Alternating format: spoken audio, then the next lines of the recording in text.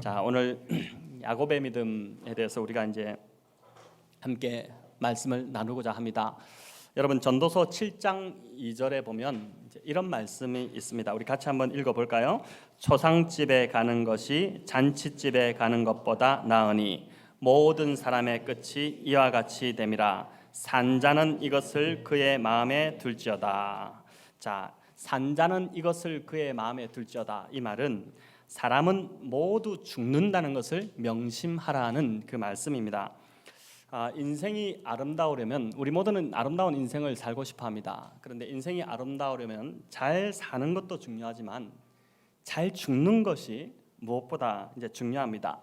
끝이 아름다워야 삶 전체가 아름답게 마무리되기 때문인 것이죠. 주변을 돌아보면 이제 평생을 잘 사셨다고 하는 분들이 죽음을 앞두고 삶이 흐트러지는 경우를 보게 됩니다. 평생을 훌륭하게 목회하셨는데 무리한 세습으로 목회에 오점을 남기는 분들도 있습니다. 교회를 잘 섬긴, 평생을 참 열심히 성실하게 교회를 잘 섬긴 중직자 중에서도 아니, 저분이 보여주셨던 믿음은 도대체 어디로 간 것인가 싶을 정도로 죽음을 앞둔 짧은 그 생의 모습이 실망스러워지는 그러한 경우도 있는 것입니다. 헬리나 웨는 이런 인생의 모습에 대해서 이렇게 표현을 했습니다. 제가 한번 읽어보겠습니다. 사람이 더 이상 자신의 죽음 너머를 볼 수 없을 때, 그리고 인생의 시공간 너머와 자신을 연결하지 못할 때, 그는 창의적인 열망과 인간으로서의 기쁨과 흥분을 잃는다.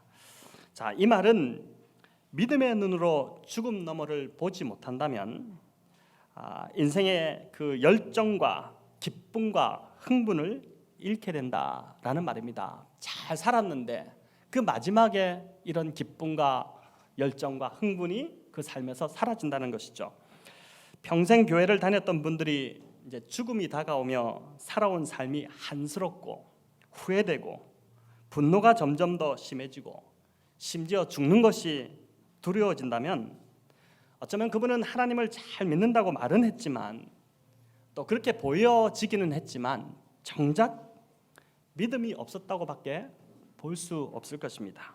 물론 사람이기에 죽음이 두렵지 않은 자가 어디 있겠습니까마는, 그러나 믿음의 사람은 두려움을 넘어 소망을 볼 수 있는 눈, 그 눈이 열려 있어야 한다는 것이죠.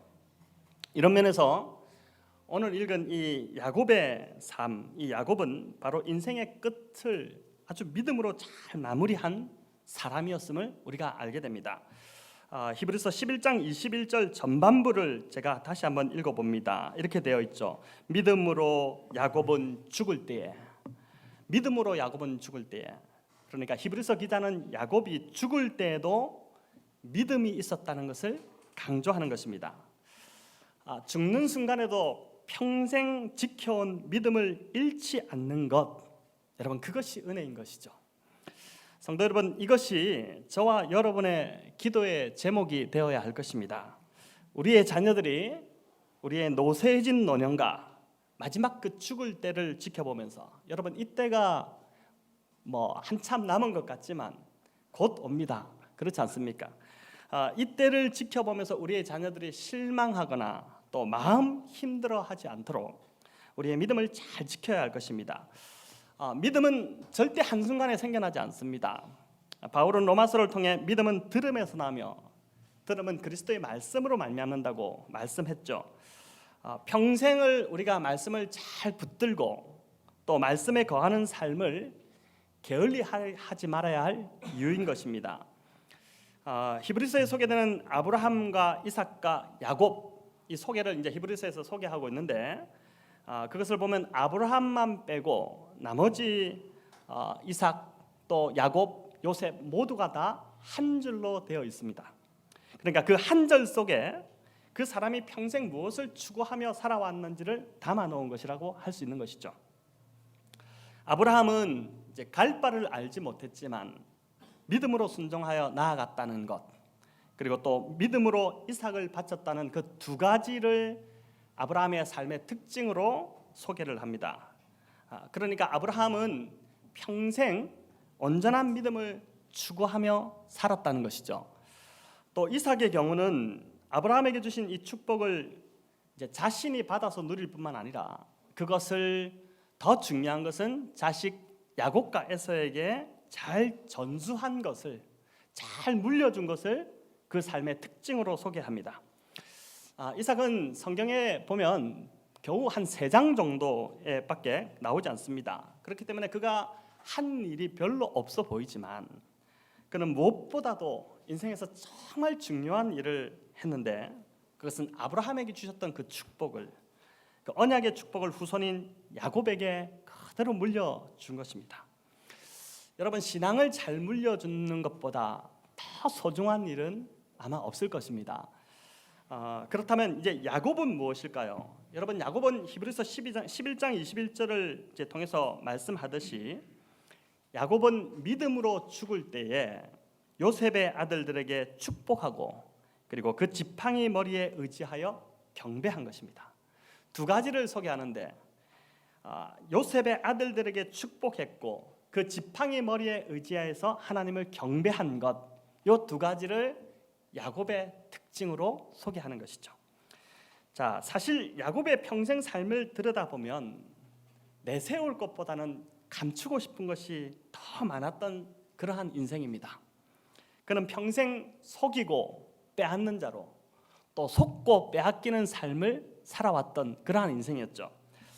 아마 저와 여러분도 이제 거의 야곱과 비슷하지 않겠습니까? 내세울 것보다는 감추고 싶은 그런 일들이 더 많았고, 참 드러내고 싶은 그런 일이 아니라 자랑할 것보다는 정말 숨기고 싶은 일이 더 많은 것이 아마 저와 여러분의 인생이기도 할 것입니다. 그렇기 때문에 어떻게 보면 지금 여기에 우리가 이 자리에 있는 것은 오직 은혜로밖에 해석이 되지 않는다고 할 수 있는 것이죠. 재미있는 것은 야곱이 이제 아브라함이나 이삭보다 더 좀 형편없었음에도 불구하고 창세기는 야곱에 대한 설명이 가장 깁니다. 여러분, 창세기가 전체가 50장인데 창세기 27장부터 시작해서 50장까지가 야곱의 이야기입니다. 물론 뒷부분으로 가면 요셉의 이야기가 많이 나오지만 이 요셉의 이야기도 야곱의 이야기의 한 부분으로 이제 연결이 되고 있는 것을 보게 됩니다. 아브라함보다 더 많은 분량을 이제 야곱이 차지하고 있습니다. 그만큼 야곱의 삶은 참 파란만장했고 굵직굵직한 참 힘들었던 그 사건들이 많았다는 것입니다. 팥죽 한 그릇으로 형 에서의 장자권을 빼앗은 것, 또 아버지를 속여 장자의 축복을 받아낸 것, 분노에 자신을 죽이려는 형을 피해 외삼촌 라반의 집으로 도망가다가 루스에서 하룻밤 묵게 되는데 거기서 꿈에 하나님을 만나 회심했던 그 이야기, 또 외삼촌 라반의 집에서 외삼촌에게 매번 속으면서 20년간 힘들게 양을 쳤던 그 이야기, 또 레아와 라헬과 4명의 아내를 얻었지만은 그 아내의 틈바구니에서 정말 괴로웠던 그 인생 이야기, 하란에서 그리고 이 4명의 아내를 통해서 12지파를 이룰 그 12명의 아들을 얻었던 이야기, 때로는 참 기쁨이 있었기도 했지만 또 그 때로는 그 자식들 때문에 속을 썩었던 그 이야기들이 창세기에 나옵니다. 하란에서 그 힘겨웠던 20년의 세월을 보내고 그가 고향으로 돌아오다가 야복강에서 하나님과 씨름했던 이야기, 또 세겜에 머물 때 그의 딸 디나가 레아로부터 얻었던 그 딸 하나밖에 없는 딸 디나가 그 땅의 추장한테 성폭행 당했던 이야기, 사랑하는 아내 라헬이 마지막 아들 베냐민을 낳으면서 그 이동하는 경로 속에서 산고로 목숨을 잃은 이야기, 또 무엇보다 그가 아끼고 사랑했던 아들 그 요셉을 그 형들의 질투로 인해서 잃어버렸던 이야기. 여러분 어떻습니까? 들어보니까 참 야곱의 인생이 너무나도 참 우리의 인생과 닮았다는 생각이 들지 않습니까? 우리가 바로 지금까지 그렇게 힘겹게 살면서 여기까지 오지 않았습니까? 특별히 창세기 28장에 에서를 피해서 도망가던 중에 하루를 유숙했던 그 베델에서 꿈을 꾸었던 이야기와 또 창세기 32장에 나오는 야복강에서 밤새 하나님과 씨름했던 그 이야기는 제가 좀 잠시 언급하고 넘어가고자 합니다.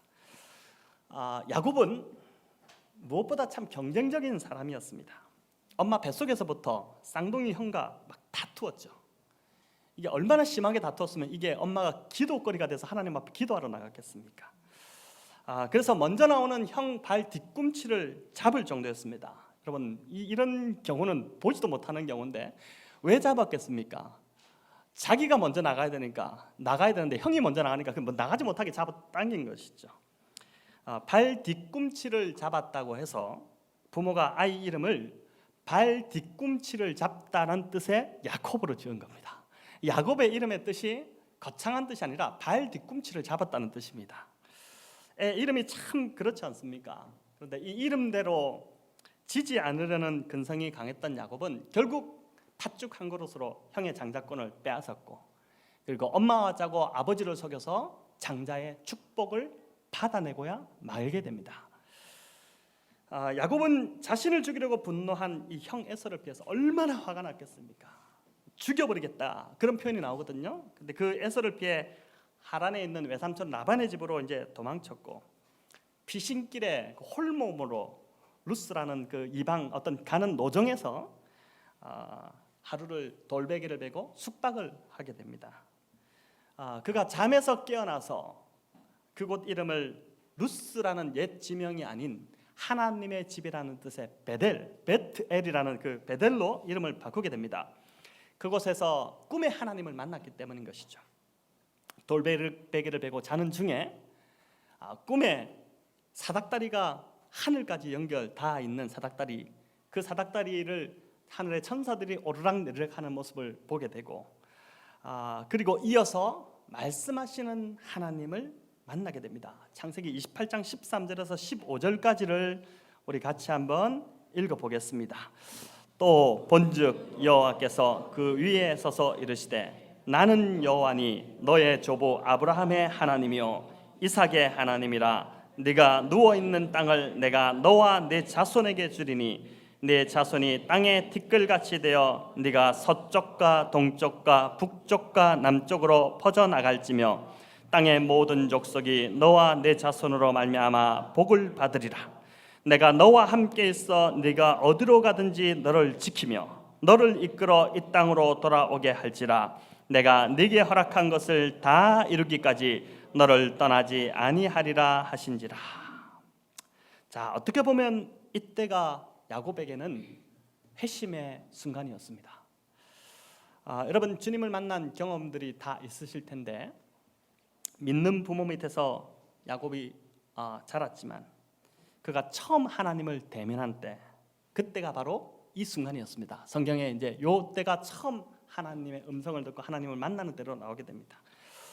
많은 사람들이 인생의 실패의 자리, 절망의 자리에서 하나님을 만난 것처럼 야곱도 그와 비슷한 상황이었습니다. 형을 피해 도망가던, 인생이 완전 바닥을 치던 그 자리에서 그가 하나님께서 그를 찾아오시게 되는 것이죠. 인간은 참 안타깝게도 잘 나가고 성공할 때가 아니라 실패하고 부서지고 철저히 낮아졌을 때, 그때 뒤늦게 하나님을 만납니다. 대부분 하나님을 만났다고 하는 사람들의 간증을 들어보면 대부분 이렇게 인생이 다 엉망이 되었을 그때에 하나님을 만나는 것이죠. 그런데 그렇게 해서라도 하나님을 만나는 것이 은혜인 것입니다. 안 그러면 완전히 인생 나락으로 떨어져 버릴 텐데, 그 자리에 친히 찾아오셔서 우리를 만나주시고 건져주시고 구원해 주시니 그것이 감사한 일인 것이죠.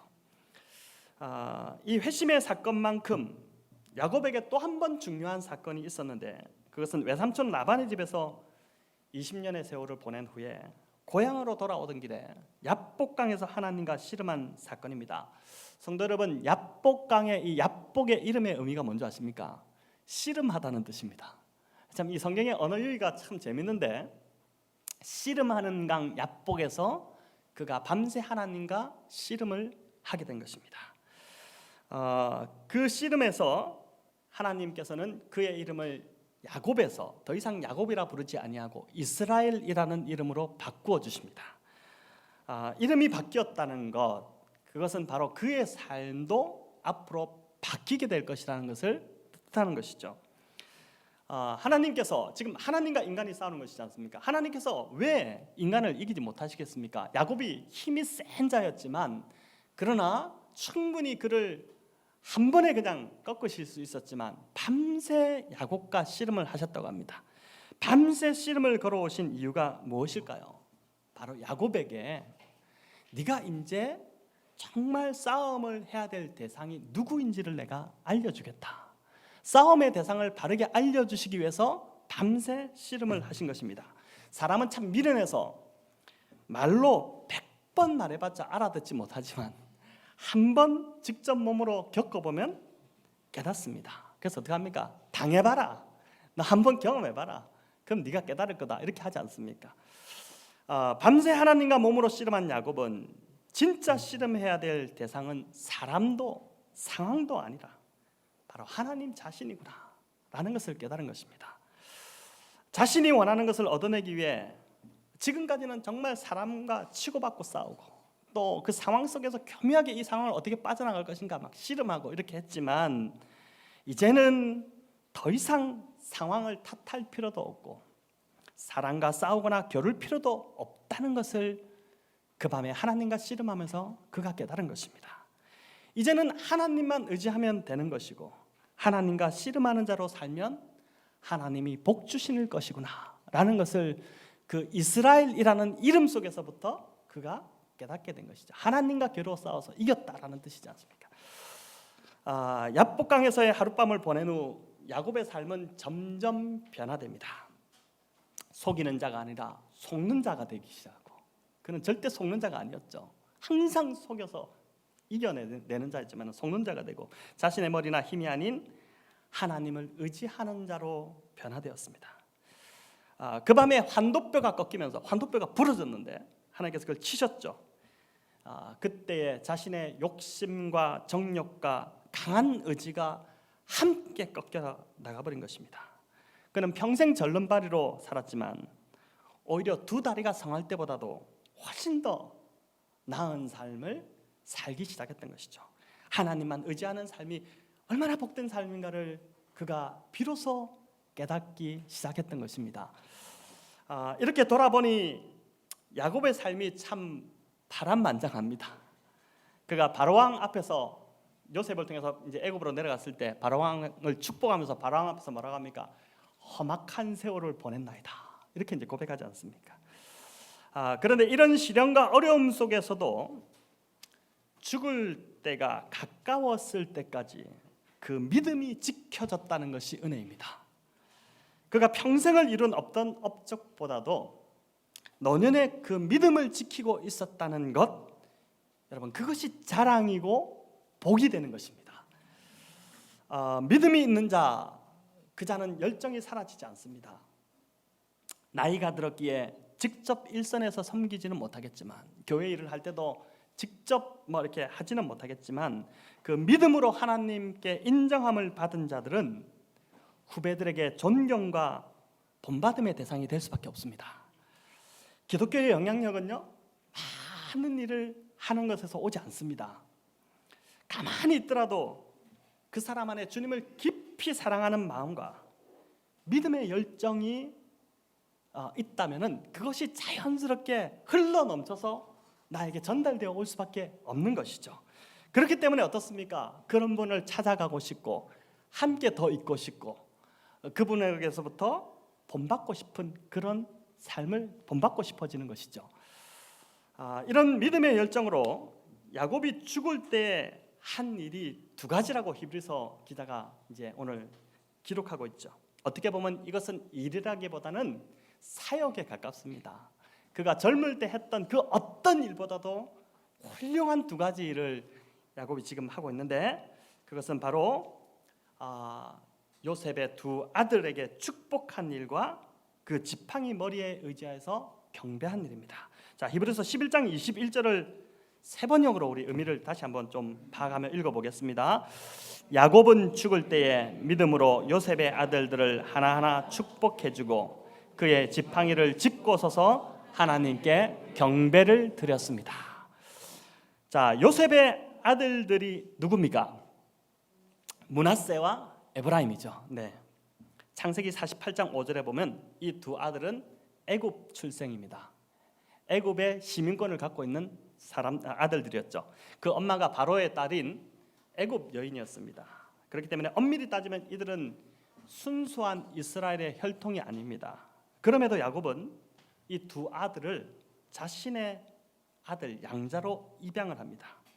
12지파에 요셉 지파 없습니다. 대신에 그 두 아들이 대신해서 므낫세와 에브라임 지파를 이룹니다.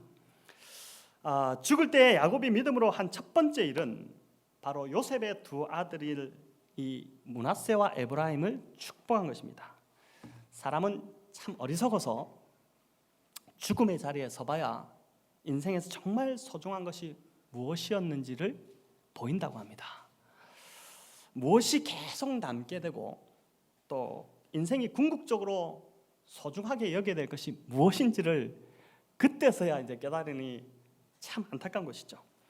야곱은 그 어떤 것보다도 므낫세와 에브라임이 아브라함과 이삭과 야곱의 하나님, 그들을 이끄셨던, 그들을 지금까지 기르시고 인도하셨던 그 하나님을 그들도 만나기를 원했고 그들도 알기를 원하고 또 그 하나님의 복을 받아 누리는 자들로 서기를 원했습니다. 생각해 보십시오. 그 자녀들이 애굽의 총리의 아들들로 컸습니다. 그 당시 최고의 강대국입니다. 제국의 총리의 아들로 컸으니 얼마나 권력이나 물질이나 이 모든 것들이 많았겠습니까? 그런데 그 모든 것보다도 하나님, 아브라함의 하나님, 이삭의 하나님, 그리고 나 야곱의 하나님, 그 하나님을 너희가 알기를 원한다. 그리고 그 하나님이 주시는 복을 누리며 사는 것이 가장 인생에서 소중한 것이다 라는 것을 알기를 원하는 마음으로 그들을 축복했던 것입니다. 바울도 예수 그리스도를 아는 지식이 가장 고상하다 이 고백을 했죠. 그래서 그가 가졌던 모든 지금까지 지식과 모든 재물과 이 모든 것을 다 뭐라고요? 배설물로 여긴다 할 정도로 예수 그리스도를 아는 지식, 그것이 가장 고상하다고 했지 않습니까?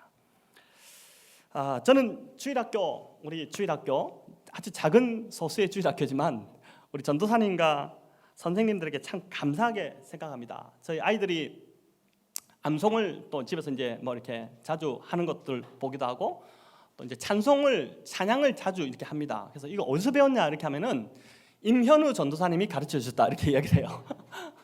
전도사님한테 이제 배우고 선생님들한테 배우고 이렇게 합니다. 지난주는 이제 저희 둘째가 장난감 기타를 가지고 찬양 인도를 하겠다고 서서 이제 기타를 갖고 이제 찬양 인도를 하는데 막 자작곡 자기가 지어서 막 이렇게 노래를 하는 걸 보았습니다. 이제 참 보니까 웃기기도 했지만 참 진짜 그 모습이 감사하고 이제 은혜가 되더라고요. 우리 자녀들이 하나님을 알고 그 하나님을 의지하며 평생을 살아가는 믿음의 사람들이 되도록 축복을 비는 것, 여러분 이것이 부모로서 우리가 해야 할 그 어떤 것보다도 소중한 그러한 사명임을 믿습니다. 자, 그런데 이 야곱의 축복 속에는 참 놀라운 좀 비밀이 숨겨져 있습니다. 히브리서 기자는 야곱이 이것을 모르고 행했다고 하지 않고 믿음으로 알고 행했다고 그렇게 이야기합니다. 므낫세와 에브라임을 축복하는데 야곱이 이 손자들의 머리에 손을 얹는데 이렇게 얹는 것이 아니라 엇갈려서 손을 얹었습니다. 그러니까 요셉이 생각할 때는 여기 야곱의 입장에서 우측이 이쪽이지 않습니까? 여기에 장자를 세웠고 므낫세, 에브라임을 이렇게 세웠는데 야곱이 엇갈려서 손을 얹은 것입니다. 요셉이 아버지가 눈이 어두워서 잘 보지 못했나 보다 싶어가지고 손을 바꾸려고 이렇게 하자 야곱이 뭐라고 합니까? 내가 안다, 가만히 두라고 하죠. 두 번이나 내가 안다라고 본문이 그렇게 이야기합니다. 야곱은 지난번에 우리가 살폈던 이삭은 육적인 눈이 어두워지면서 영적인 눈도 어두워졌던 그런 모습을 보였는데 오늘 이 야곱은 눈이 어두워서 침침해서 보지 못하지만 영적인 눈은 여전히 밝게 빛나고 있는 모습을 만나는 것입니다. 자, 그렇다면 왜 야곱은 당시 관습을 따르지 않고 장자보다 차자인 이 에브라임에게 오른손을 얹어 축복했을까요? 야곱이 둘째였지 않습니까? 자신이 둘째였기 때문에 장자가 아니었던 그때를 기억하며 내가 이렇게라도 둘째의 서름을 풀어보리라 이렇게 하고 엇갈려서 얹었을까요?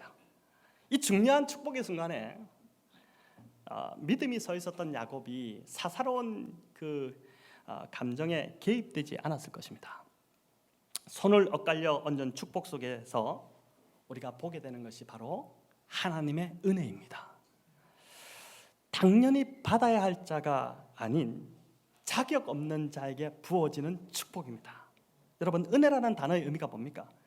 자격 없는 자에게 거저 주시는 선물이 은혜죠. 지금 에브라임은 장자의 축복을 받은 위치도 자격도 안 되지만 일방적으로 하나님의 은혜로 지금 에브라임에게 장자의 축복이 주어지고 있는 것입니다. 여러분, 지금 무엇을 말하고자 하는 것일까요?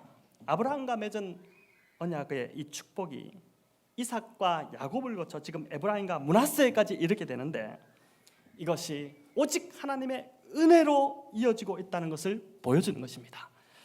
인간의 업적이나 공로나 자격이 아니라 오직 그의 백성을 축복하기 원하시는 하나님의 정말 그 변함없는 사랑과 은혜로 이 축복이 지금 아브라함에서부터 시작해서 이삭과 야곱과 에브라임에게까지 흘러가고 있다는 것을 보여주는 것이죠. 이 진리를 야곱이 모르는 것이 아니라 믿음으로 받아들이고 야곱이 믿음으로 이 축복을 하고 있다는 것입니다. 그래서 다음 세대로 믿음으로 이 축복이 흘러가고 있다는 것을 보여주는 것이죠. 성도 여러분, 우리도 하나님의 자녀가 되기에는 전혀 자격이 없던 자들이었습니다. 인정하시죠? 우리가 지금 이 자리에서 하나님께 예배드리고 있다는 이 사실 자체가 기적입니다. 오직 예수 그리스도의 그 십자가의 공로를 믿음으로 우리가 받았기 때문에 우리가 살게 된 것이고, 또한 믿음으로 우리가 그것을 붙잡고 있기 때문에 우리의 자녀들에게도 이 축복이 흘러갈 줄로 믿는 것입니다.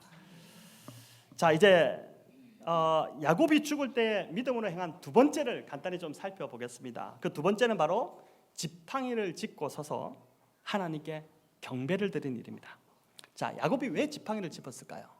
기력이 노쇠해져서 힘이 없으니까 지팡이를 짚었을 수도 있겠지만 그가 야복강 사건 이후 다리를 절었기 때문입니다. 하나님이 의도적으로 그의 환도뼈를 치셔서 꺾어버리셨죠. 환도뼈는 허벅지 관절입니다. 여러분, 관절이 꺾이면 사람이 힘을 쓰지 못한다고 하지 않습니까? 더 이상 하나님께서 자신의 힘으로 살지 못하도록 그렇게 만들어 버리신 것입니다. 그 이후부터 그는 자신의 힘으로 살 수 없으니 어쩔 수 없이 하나님 의지하며 살 수밖에 없었습니다. 그런데 그 어쩔 수 없는 삶이 그에게 복이 되어버린 것입니다. 여러분, 돌아온 삶을 생각해 보십시오. 내 삶을 볼 때 어쩔 수 없어서 이거 어떡하냐 했던 그 삶이 어떻게 됩니까? 오히려 복이 되어서 지금의 나를 만들었다는 그러한 생각이 들지 않습니까? 그래서 그 이후 그의 삶에는 오직 경배밖에 없었습니다. 자신의 힘으로 한 것이 하나도 없으니, 자기가 어떻게 해서 된 것이 하나도 없으니 오직 하나님이 다 해주신 삶이니 당연히 경배할 수밖에 없었던 것이죠. 이것이 야복강 이후 야곱의 삶에 영적 습관이 되지 않았을까요? 여러분, 사람은 어느 날 갑자기 특이한 행동을 하지 못합니다. 그러면 굉장히 어색해지고 다른 사람이 볼 때도 다 티가 납니다. 제가 일부에도 잠깐 말씀드렸더니 한 분이 또 이야기를 하시던데, 일주일을 거룩함과 전혀 상관없이 살고 있다가 주일날 와서 거룩하게 앉아있으면 티가 납니다. 잘 사셔야 돼요. 평소에 꾸준히 하던 그 행동이 마지막 순간에도 자연스럽게 나오는 것입니다. 저와 여러분, 마지막 순간에 하나님께 보일 모습, 그 태도가 어떤 것이겠습니까? 불평과 불만일까요? 원망일까요? 한스러움일까요? 어떤 성도님은 마지막 혼수 상태에 들어가셨을 때 정말 무의식 중에도 시편 23편을 계속 암송하며 하나님 품에 안겼다고 하지 않습니까? 낮은 울타리 그 기독교 잡지에 실렸던 아버지의 빈 의자라는 아름다운 글이 있었습니다. 그 딸이 이제 그 글로 이렇게 사연을 적었는데 이런 것입니다. 오랜 지병으로 고생하던 아버지에게 어느 날 친구가 찾아왔습니다. 아버지는 그 친구에게 기도를 어떻게 하는지 물었습니다. 아니 이 사람아, 기도가 별것인가? 그냥 옆에 의자에 주님이 앉아 계시다고 생각하고 그 주님과 대화를 나누면 되지. 이 친구가 아마 목사였던 모양입니다. 그날부터 아버지는 빈 의자를 갖다 놓고 주님과 대화를 나누었습니다. 물론 혼자 주님과 나누는 대화였지만 그 기도가 그렇게 좋을 수가 없었답니다. 왠지 주님이 그 의자에서 미소 짓는 것 같은 느낌이 들었기 때문입니다. 식구들이 들어오면 주님께 대화하던 그 대화를 멈췄습니다. 혹시나 치매 환자로 오해받을까 싶어서였습니다. 어느 날 아침 일찍 아버지의 친구 그 목사님으로부터 딸에게 전화가 왔습니다. 아버지가 오늘 새벽에 하나님 품으로 가셨다는 것입니다. 그런데 신기한 건 아버지가 그 빈 의자에 엎드린 채 숨을 거두셨다는 것입니다. 마지막까지 아버지는 주님 품에 안기어 하늘로 가고 싶으셨던 것입니다. 여러분 창세기 49장을 보면 야곱은 12자식을 일일이 축복한 후에 침상에서 숨을 거두게 됩니다. 하지만 그의 마지막 삶이 하나님을 경배하는 그 모습이었다고 히브리서 기자가 증언합니다. 마지막까지 그는 하나님을 경배하는 그 모습으로 하나님께 간 것입니다. 조정민 목사님 글을 보니 이런 참 좋은 글이 있었습니다. 20에는 세상을 바꾸겠다고 돌을 들었고 30에는 아내 바꾸어 놓겠다며 눈초리를 들었고 40에는 아이들 바꾸고 말겠다며 매를 들었고 50에야 바뀌어야 할 사람이 바로 나임을 깨닫고 들었던 것 다 내려놓았습니다. 저는 야곱의 삶이 바로 이러했다고 봅니다. 인생을 자기 힘으로 해보려고 하다가 온통 상처투성이가 되었던 삶이 바로 야곱이었습니다. 그 야곱이 하나님의 사랑과 은혜를 경험함으로 그 상처가 났자 그 삶 자체가 곧 백신으로 바뀌게 됩니다. 그래서 야곱처럼 똑같이 자기 힘으로 살려고 하다가 상처 입은 자들에게 그 변화된 삶이 특효약으로 바뀌게 되는 그런 삶이 되었던 것이죠. 성도 여러분, 제가 누누이 말씀드리지만 내가 하나님의 은혜를 경험하는 것이 먼저입니다. 자격 없는 나에게 거저 베푸신 그 깊은 사랑을 경험하는 것이 우선입니다. 그 은혜로 내가 바뀌면 저와 여러분 백신이 될 것입니다. 우리의 자녀들뿐만 아니라 우리 주변에 얼마나 회복이 필요한 자들이 많습니까? 얼마나 무너져 있는 자들이 많습니까? 그러한 자들에게 우리가 특효약이 되어서 그들을 회복시키는 삶을 살아가게 될 것입니다. 야곱을 이스라엘로 바꾸신 하나님, 그 은혜가 오늘 저와 여러분에게 계속해서 이어지고 있습니다. 지난 한 주 우리가 깨닫지 못했을지 몰라도 하나님 변함없이 내 옆에 함께 하시며 나를 인도하시며 나를 이끌어 오셨습니다. 저는 지난주에도 여러 번 정말 하나님이 가까이 계시다는 것을 경험하는 또 은혜가 있었습니다. 여러분, 이 시간 하나님 부족합니다. 연약합니다. 그러나 야곱처럼 마지막 때에 하나님을 경배하는 그 모습으로 하나님께 가고 싶습니다. 내 노년에 믿음이 흐트러지지 않도록 주여 나를 굳건히 붙들어 주시옵소서. 이렇게 함께 기도하며 나아가면 좋겠습니다.